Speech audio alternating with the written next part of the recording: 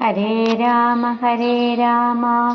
രാമ രാമ ഹരേ ഹരേ, ഹരേ കൃഷ്ണ കൃഷ്ണ കൃഷ്ണ ഹരേ ഹരേ. ഇന്നത്തെ വിഷയം വിശ്വാമിത്ര മഹർഷിയുടെ വരവ്, ശ്രീരാമ ലക്ഷ്മണന്മാരുടെ യാത്രയും താടകാവധവും. ശ്രീരാമജയം.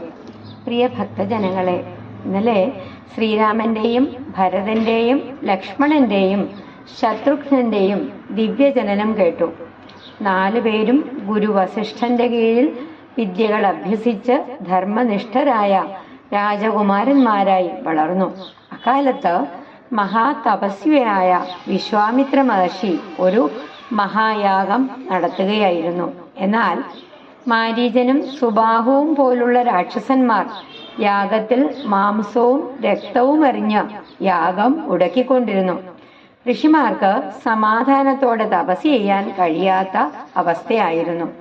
ഈ പ്രശ്നത്തിന് ഒരു പരിഹാരം തേടി വിശ്വാമിത്രൻ അയോധ്യയിലെത്തി. ദശരഥ മഹാരാജാവ് മഹർഷിയെ ഭക്തിപൂർവം സ്വീകരിച്ച് അങ്ങയുടെ ആഗ്രഹം എന്താണോ അത് ഞാൻ നിറവേറ്റാം എന്ന് മഹർഷിക്ക് വാക്ക് നൽകി. അപ്പോൾ വിശ്വാമിത്രൻ പറഞ്ഞു, മഹാരാജാവേ, എനിക്ക് നിങ്ങളുടെ സൈന്യം വേണ്ട. നിങ്ങളുടെ മൂത്ത പുത്രനായ ശ്രീരാമനെ എനിക്ക് വിട്ടുതരിക. യാഗത്തെ സംരക്ഷിക്കാൻ അദ്ദേഹത്തിന് കഴിയും. ഈ വാക്കുകൾ കേട്ട ദശരഥൻ വിഷമിച്ചു. രാമൻ ഇപ്പോഴും 16 വയസ്സ് പോലും തികഞ്ഞിട്ടില്ല. ഭയങ്കരരായ രാക്ഷസന്മാരോട് എങ്ങനെ യുദ്ധം ചെയ്യും? ഞാൻ തന്നെ സൈന്യവുമായിട്ട് വരാം എന്ന് പറഞ്ഞു. എന്നാൽ ഗുരു വസിഷ്ഠൻ രാജാവിനെ ഉപദേശിച്ചു, മഹാരാജാവേ, വിശ്വാമിത്രന്റെ വാക്ക് ദൈവനിശ്ചയമാണ്. രാമൻ സാധാരണ മനുഷ്യനല്ല. അങ്ങ് ഭയപ്പെടേണ്ട.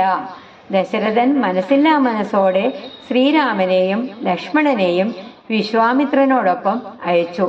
ഇരുവരും ഗുരുവിനെ അനുഗമിച്ച് കാട്ടിലൂടെ യാത്ര തുടങ്ങി. വഴിമധ്യേ വിശ്വാമിത്രൻ രാമനും ലക്ഷ്മണനും ബല എന്നും അതിബല എന്നും പേരുള്ള ദിവ്യ മന്ത്രങ്ങൾ ഉപദേശിച്ചു. ഈ മന്ത്രങ്ങളുടെ ശക്തിയാൽ വിശപ്പും ദാഹവും ക്ഷീണവും അവരെ ബാധിക്കില്ലായിരുന്നു. കുറച്ചു ദൂരം കഴിഞ്ഞപ്പോൾ ഭയാനകമായ ഒരു വനത്തിലെത്തി. അവിടെ താടക എന്ന രാക്ഷസി വസിച്ചിരുന്നു. അവളുടെ ഗർജനം കേട്ട് മൃഗങ്ങളും പക്ഷികളുമൊക്കെ പേടിച്ചോടുമായിരുന്നു. വിശ്വാമിത്രൻ രാമനോട് പറഞ്ഞു, രാമ, ഈ താടക അനേകം ഋഷിമാരെ ഉപദ്രവിച്ചുകൊണ്ടിരിക്കുന്നു. ധർമ്മത്തെ സംരക്ഷിക്കാൻ അവളെ വധിക്കണം. ആദ്യം ഒരു സ്ത്രീയെ കൊല്ലാൻ ശ്രീരാമന് മടിയുണ്ടായി. എന്നാൽ ഗുരു പറഞ്ഞു, ധർമ്മത്തെ നശിപ്പിക്കുന്നവർ സ്ത്രീയോ പുരുഷനോ എന്ന വ്യത്യാസമില്ല. ലോകക്ഷേമത്തിനായിട്ട് അധർമ്മത്തെ ഇല്ലാതാക്കേണ്ടത് രാജധർമ്മമാണ്. ഗുരുവിന്റെ ആജ്ഞ സ്വീകരിച്ച ശ്രീരാമൻ തന്റെ വില്ലിൽ അമ്പു തൊടുത്തു. ഒരു ദിവ്യശരത്താൽ താടകയെ വധിച്ചു. ആകാശത്ത് ദേവന്മാർ പുഷ്പവൃഷ്ടി നടത്തി.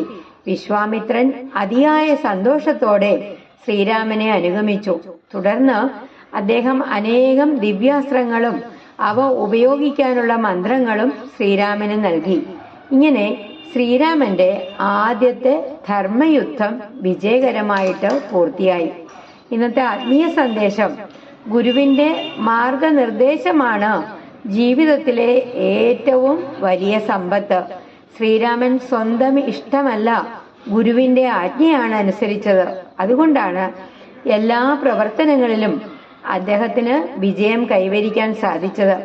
നമ്മുടെ ജീവിതത്തിലും ധർമ്മത്തിനും സത്യത്തിനും വേണ്ടി ഉറച്ചു നിൽക്കുകയും ഗുരുവിന്റെയും ദൈവത്തിന്റെയും മാർഗനിർദ്ദേശം സ്വീകരിക്കുകയും ചെയ്താൽ വിജയവും സമാധാനവും കൈവരും. ഹേ ശ്രീരാമ, ധർമ്മത്തിൽ ഉറച്ചു നിൽക്കാനും ഗുരുവിന്റെ വചനങ്ങൾ അനുസരിക്കാനും ജീവിതത്തിലെ എല്ലാ ദുഷ്ടപ്രവണതകളെയും ജയിക്കാനും ഞങ്ങൾക്ക് ശക്തി നൽകണമേ. ശ്രീരാമ ജയ രാമ, ജയ ജയ രാമ. നാളെ സിദ്ധാശ്രമത്തിലെ യാഗരക്ഷ, മാരീച സുബാഹു സംഹാരം, അഹല്യാമോക്ഷം, മിഥിലായാത്ര ഇവ കേൾക്കാം. ഹരേ രാമ രാമ രാമ ഹരേ ഹരേ, ഹരേ കൃഷ്ണ കൃഷ്ണ കൃഷ്ണ ഹരേ ഹരേ. ശ്രീ ഗുരുവായൂരപ്പാ ശരണം.